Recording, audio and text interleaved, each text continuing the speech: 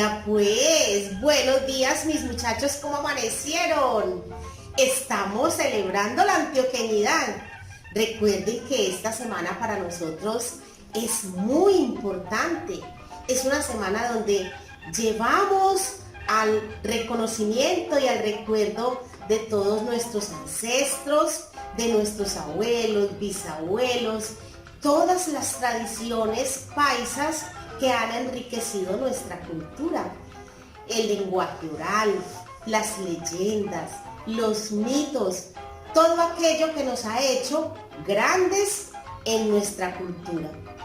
Entonces, como nuestro colegio cooperativo es costumbre en este 11 de agosto, además de que estamos celebrando la independencia de nuestro departamento, también resaltamos nuestros valores culturales, nuestra riqueza paisa, nuestra alimentación variada, los sitios turísticos, tantas cosas que nosotros en la Semana de la Antioqueñidad resaltamos, ¿cierto?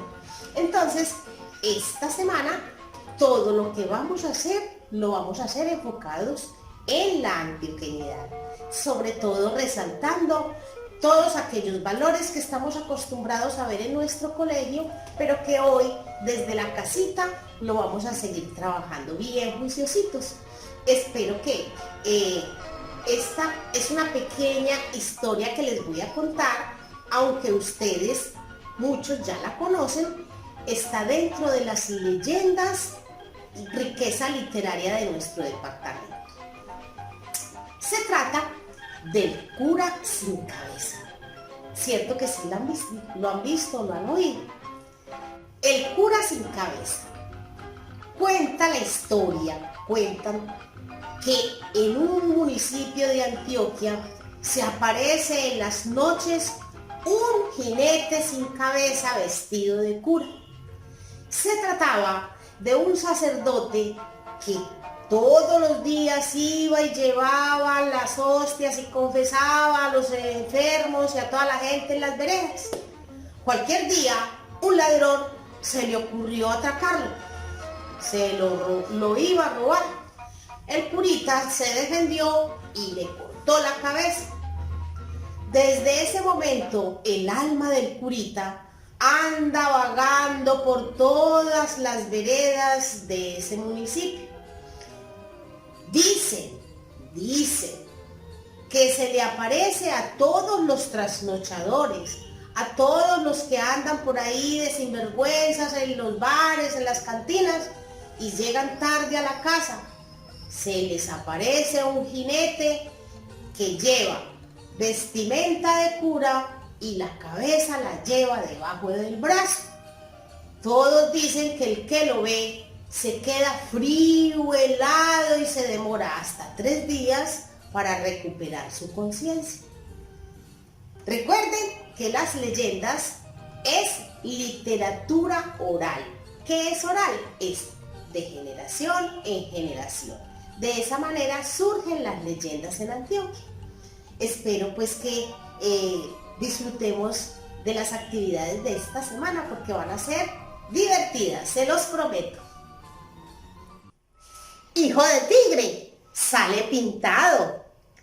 Al que madruga, Dios le ayuda. Cada niño viene con su arepa debajo del brazo.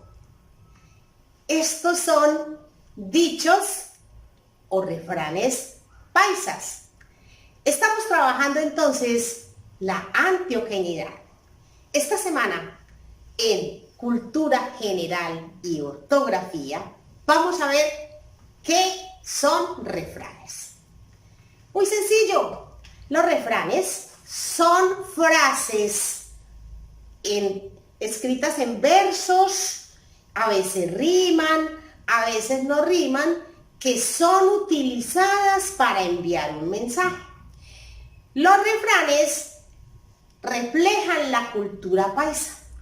Eran utilizados básicamente por nuestros abuelos, bisabuelos y sobre todo por la gente de los campesinos que eran los personajes más importantes de nuestra cultura paisa. Recordemos a los arrieros. ¿Quiénes eran los arrieros? Aquellas personas que a lomo de mula sacaban sus cargas, sus productos a un pueblo a venderlos. Los arrieros utilizaban mucho los refranes y casi toda la conversación de ellos giraba en torno a los refranes. Tenemos que tener en cuenta que el refrán deja una enseñanza. Generalmente cuando hablamos al que madruga, Dios le ayuda. Eso se lo decían los abuelos a los hijos para decirles que no fueran perezosos, que se levantaran temprano y que se levantaran a producir, porque el día así les iba a rendir más. Hijo de tigre sale pintado. ¿Qué quiere decir? Que conforme es el papá, van a ser sus hijos, o la mamá, sus hijos, ¿cierto? Al que a buen árbol se arrima, buena sombra lo protege. ¿Qué es eso? Sencillamente que debemos elegir buenas amistades, que nos debemos rodear de personas que realmente valgan la pena. Entonces, este trabajo de dichos y refranes es muy interesante porque enriquece nuestro vocabulario y porque todos los días, aunque ya se han perdido mucho del léxico de los antioqueños, lo seguimos escuchando. De una u otra manera se nos ha ido quedando y ha ido formando parte de nuestra cultura e idiosincrasia. Vamos entonces a continuar con la clase.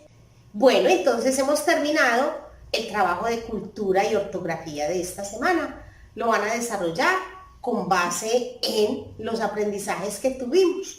Y si alguna duda tienen al respecto de los 3 refranes que les coloqué para analizar, pues pregúntale a papito, pregúntale a mamá si tienen abuelito. Y de esa manera ustedes van a saber sacar la enseñanza de cada refrán. Entonces vamos a continuar nuestro trabajo de la semana enriqueciendo nuestra cultura, enriqueciendo la literatura que tenemos, que es mucha, y vamos a conocer apenas 2 o 3, pero los invito a que afiancemos estos temas a través de este medio. Vamos a continuar entonces nuestro trabajo de la semana de la antioqueñidad. Hoy quiero no darles clase de lenguaje común y corriente, sino llevarlos al conocimiento de 2 grandes personajes que han hecho historia en nuestra vida por sus grandes obras y el conocimiento que nos han dejado y que lo vamos a tener para toda la vida, porque son personajes que nunca van a morir, así ya no estén entre nosotros. ¿Por qué? Porque sus enseñanzas nos van a enriquecer día a día nuestros conocimientos. Hoy les quiero hablar de 2 personajes. El primero se llama Don Epifanio Mejía. Es un escritor antioqueño que tuvo y tendrá mucho que ver en la historia, porque Don Epifanio Mejía fue un gran escritor, un gran pensador y sobre todo una persona muy inquieta que le encantaba adquirir los conocimientos diarios. Diariamente vivía con su mente recopilando información para llevarla a sus libros, a sus poemas. A él le encantaba las poesías, le encantaba todo lo que se refería a poemas. Don Epifanio Mejía nació en Yarumal, Antioquia, en 1839 y muere en Medellín en 1903. Voy a leerles la biografía de él, ustedes en sus cuadernos solo van a escribir el resumen de los aspectos más importantes. Entonces, dice así: